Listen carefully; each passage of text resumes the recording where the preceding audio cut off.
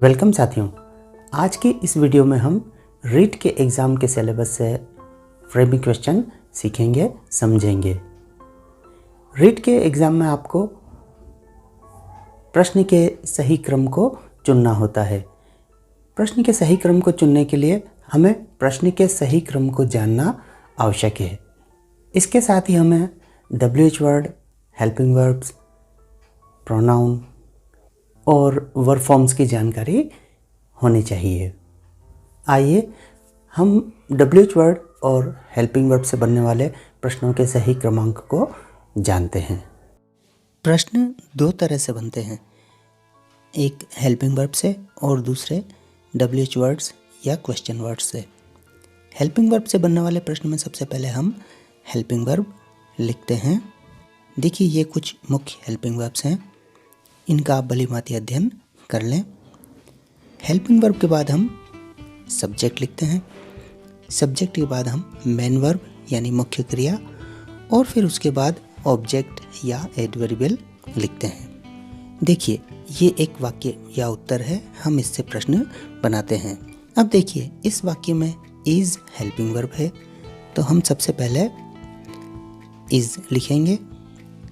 इसके बाद हम सब्जेक्ट लिखेंगे शी थर्ड पर्सन का प्रोनाउन है, इसलिए इसमें कोई बदलाव नहीं होगा। हेल्पिंग वर्ब्स से बनने वाले प्रश्नों में नॉट को हटा देते हैं, इसलिए हम नॉट नहीं लिखेंगे। इसके बाद हम कुकिंग, जो हमारी वर्ब है, उसको लिखेंगे और फिर फूड लिखकर क्वेश्चन मार्क लगाते हुए प्रश्न को पूर्ण कर देंगे। एक और उदाहरण देखिए, इस वाक्य में कोई हेल्पिंग वर्ब नहीं है। ऐसा होने पर हम वर्ब के अनुसार हेल्पिंग वर्ब का प्रयोग करते हैं। अगर वर्ब की फर्स्ट फॉर्म है तो हम डू, वर्ब में एस या ईएस है तो हम डज, और अगर वर्ब की सेकंड फॉर्म है तो हम डिड हेल्पिंग वर्ब का प्रयोग करते हैं। यहाँ हमारी वर्ब डिलीवर्स में एस है, इसलिए हम डज हेल्पिंग वर्ब का प्रयोग करेंगे। अब हम लिखेंगे ही यानी सब्जेक्ट। इसमें कोई परिवर्तन नहीं होगा क्योंकि ये भी थर्ड पर्सन का प्रोनाउन है। अब हम क्रमानुसार वर्ब लिखेंगे। क्योंकि हमने यहाँ हेल्पिंग वर्ब डज का प्रयोग किया है, इसलिए हम वर्ब डिलीवर्स में से एस हटाकर डिलीवर ही लिखेंगे। इसके बाद हम ऑब्जेक्ट यानी कि मैगजीन लिख देंगे और क्वेश्चन मार्क लगाते हुए प्रश्न को पूरा करेंगे। अगर मान लें ये वाक्य इस प्रकार होता, तब हमारी हेल्पिंग वर्ब डिलीवर यानी कि वर्ब की फर्स्ट फॉर्म के अनुसार डू होती, और फिर आई को बदल के हम यू करते, और फिर मेन वर्ब डिलीवर लिखते, और फिर इसके बाद ऑब्जेक्ट मैगजीन लिखकर इस प्रश्न को पूर्ण करते। आप सोचिए, अगर ये आंसर इस प्रकार होता तो प्रश्न क्या होता। देखिए, सब्जेक्ट का परिवर्तन इस प्रकार होता है, आई और वी यू में बदल जाते हैं, और यू एक वचन होने पर आई में और बहुवचन होने पर वी में बदलता है। इसी प्रकार माई और आवर योर में बदलते हैं, और योर एक वचन होने पर माई और बहुवचन होने पर आवर में बदलता है। अब आप देखिए मी और अस किस प्रकार बदलेंगे। आइए अब हम WH वर्ड से प्रश्न बनाना सीखते हैं। WH वर्ड से प्रश्न बनाने में हमें हेल्पिंग वर्ब से बनने वाले प्रश्न के क्रम से पहले WH वर्ड ऐड कर देना है। इस तरह WH वर्ड से प्रश्न बनाते समय हमें इस क्रम के अतिरिक्त ये ध्यान रखना होता है कि WH वर्ड से संबंधित शब्द कभी भी प्रश्न में नहीं आते हैं। जैसे वेयर का संबंध स्थान से है, तो स्थान का नाम प्रश्न में नहीं आएगा। इसी तरह वाई का संबंध कारण से है, तो कारण यानी कि because, for, so, therefore, to इत्यादि समेत कारण प्रश्न में नहीं आएगा। अब आप सोचिए, अगर प्रश्न व्हेन से बनेगा तो प्रश्न में क्या नहीं आएगा।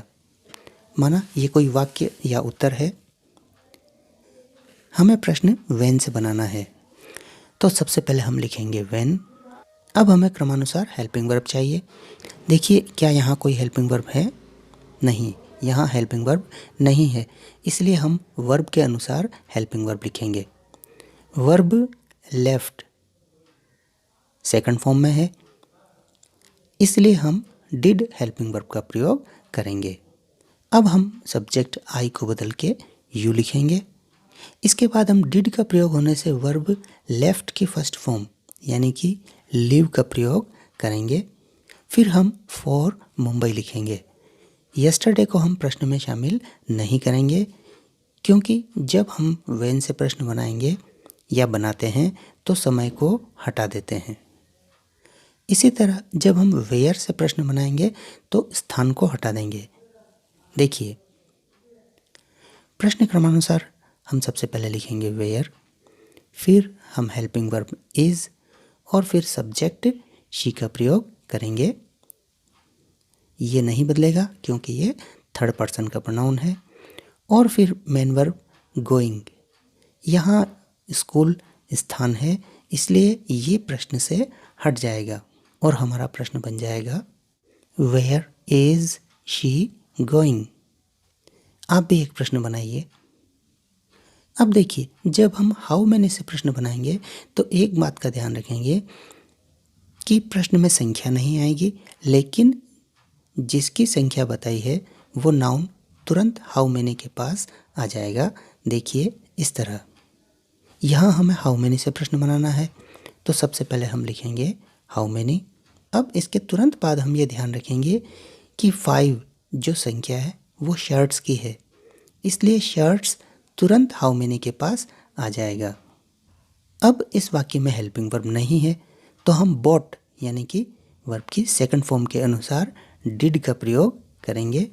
अब हम सब्जेक्ट आई को बदलकर यू लिखेंगे। अब देखिए, डिड का प्रयोग होने की वजह से बोट की फर्स्ट फॉर्म बाय का प्रयोग करेंगे। फिर लास्ट वीक लिखने के बाद क्वेश्चन मार्क से प्रश्न को पूर्ण करेंगे। इस तरह आपको मुख्य रूप से प्रश्न निर्माण के स्ट्रक्चर, उसकी बनावट, वर्ब के चेंज, प्रोनाउन या सब्जेक्ट के चेंज, WH वर्ड्स की जानकारी रखते हुए प्रश्न के सही क्रम को चुनना होता है। आशा है आपको ये वीडियो अच्छी लगी होगी। देखने के लिए बहुत बहुत धन्यवाद।